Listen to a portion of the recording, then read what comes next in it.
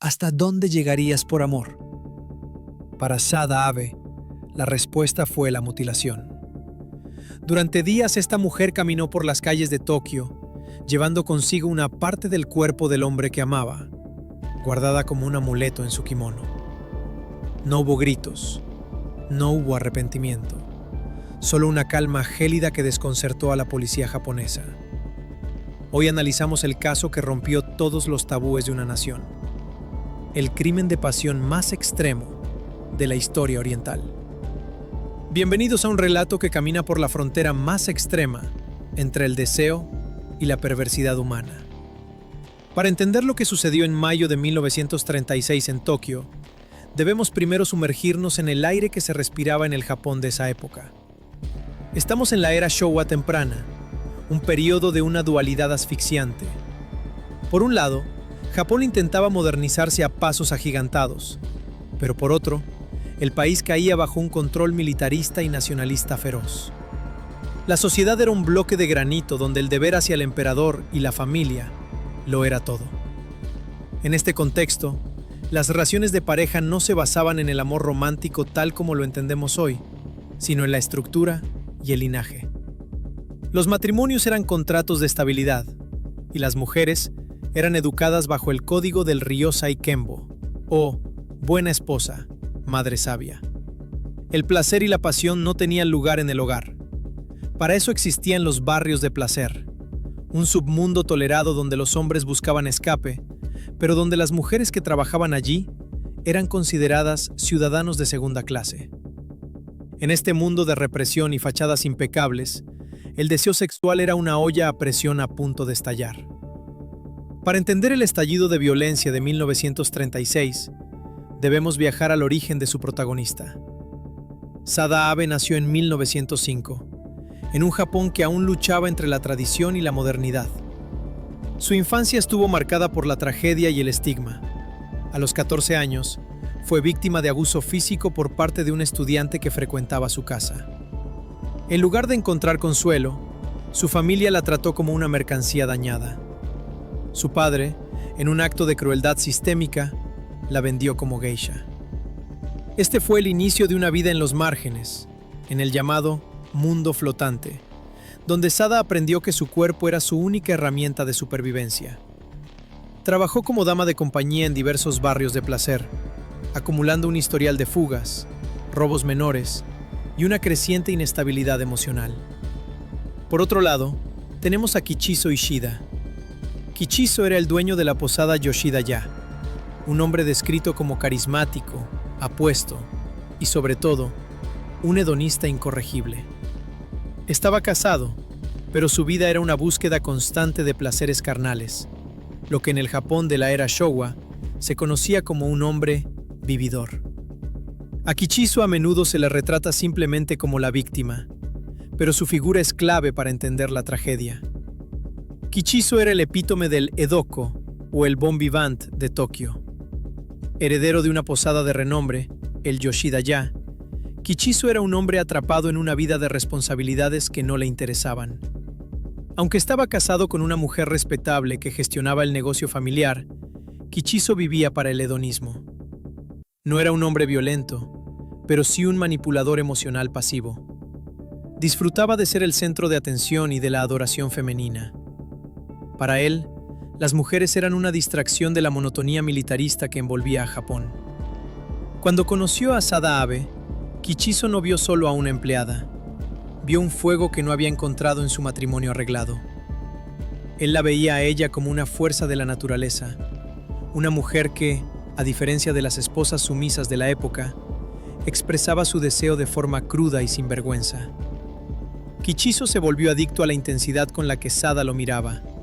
Para un hombre narcisista, ser el objeto de una obsesión tan absoluta era el narcótico definitivo. El destino de ambos se selló en la primavera de 1936, cuando Sada entró a trabajar como sirvienta en la posada de Ishida. Lo que comenzó como un flirteo laboral se transformó en semanas en una obsesión devoradora. La conexión no fue romántica en el sentido tradicional. Fue una explosión química y sexual que los llevó a abandonar sus responsabilidades. Se encerraban durante días en habitaciones de hoteles y casas de té, bebiendo sake y explorando los límites del placer. En este encierro voluntario, el mundo exterior dejó de existir. Pero pronto, la toxicidad empezó a emerger. Sada, marcada por el abandono de su juventud, desarrolló unos celos patológicos. No soportaba que Kichizo tuviera que volver a casa con su esposa legítima. Por su parte, Kichizo, lejos de poner límites, alimentaba esta dependencia. Sada comenzó a llevar un cuchillo de cocina en su bolso de forma constante, una señal de advertencia que Kichizo ignoró, quizás creyendo que era solo una dramatización de su pasión. Ella llegó a decirle: «Si no puedes ser solo mío, prefiero que no seas de nadie». La relación que construyeron no era un romance, sino una locura compartida. Su dinámica se basaba en la exclusión total del mundo exterior. En su burbuja, las jerarquías sociales de Japón desaparecían. Ella no era una ex prostituta y él no era un hombre de negocios casado. Eran simplemente dos cuerpos en un ciclo infinito de placer y dolor. Fue una relación de codependencia destructiva donde los límites del yo se borraron. Kichizo, en su afán de sentirse infinitamente deseado, alimentaba los celos de Sada. Le contaba detalles de sus otras amantes o de su esposa solo para ver cómo ella reaccionaba con furia, para luego reconciliarse en la cama. Él disfrutaba de esa sensación de peligro.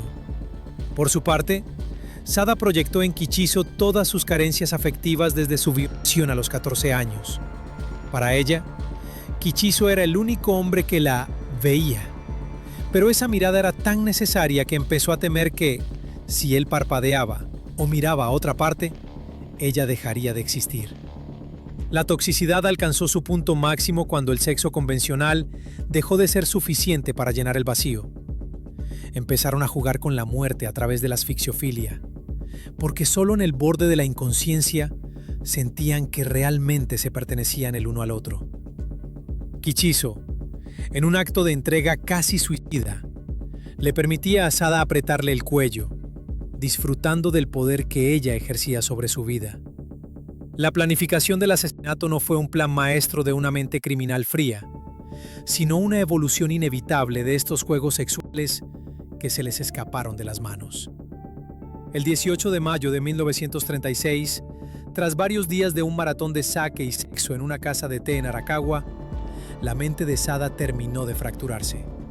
Ella sabía que el dinero se acababa y que Kichizo tendría que cruzar la puerta para volver a su vida real.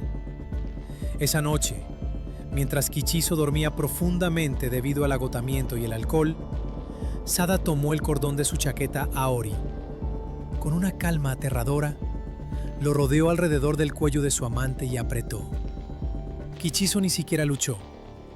Murió en el lugar que más deseaba, en los brazos de Sada, en medio de un clímax que ella decidió hacer eterno. Pero para ella, la muerte no era el final, sino el inicio de la posesión absoluta. Con el mismo cuchillo que cargaba en su bolso, procedió a castrarlo. En su lógica distorsionada, los genitales de Kichizo eran el símbolo de su infidelidad y de su placer. Al cortarlos, ella se quedaba con la esencia del hombre, asegurándose de que nunca más pudiera pertenecer a otra mujer, ni siquiera en el más allá.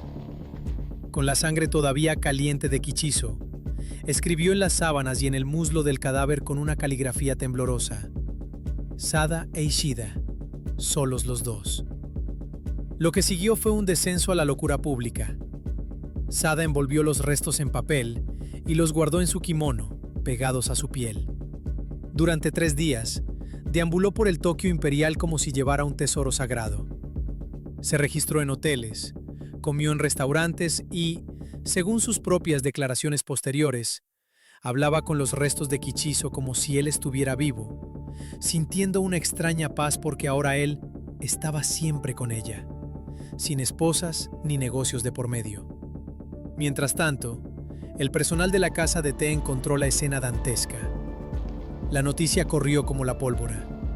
En un Japón que se jactaba de su orden y pureza, un crimen de tal naturaleza sexual era impensable. La policía lanzó una cacería humana masiva. Finalmente, el 20 de mayo, fue localizada en un hotel. Al ser arrestada, los agentes quedaron atónitos. Sada no gritó ni intentó huir. Sonreía con una expresión de beatitud.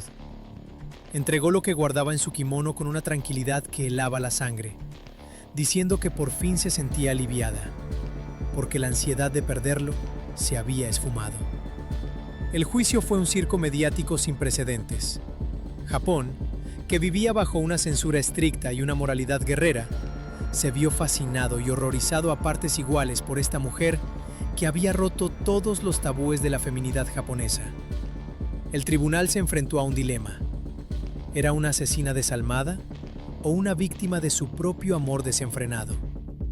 Increíblemente, la defensa logró argumentar que actuó bajo una insanidad temporal, nacida de una pasión erótica extrema, un concepto que la prensa alimentó vorazmente.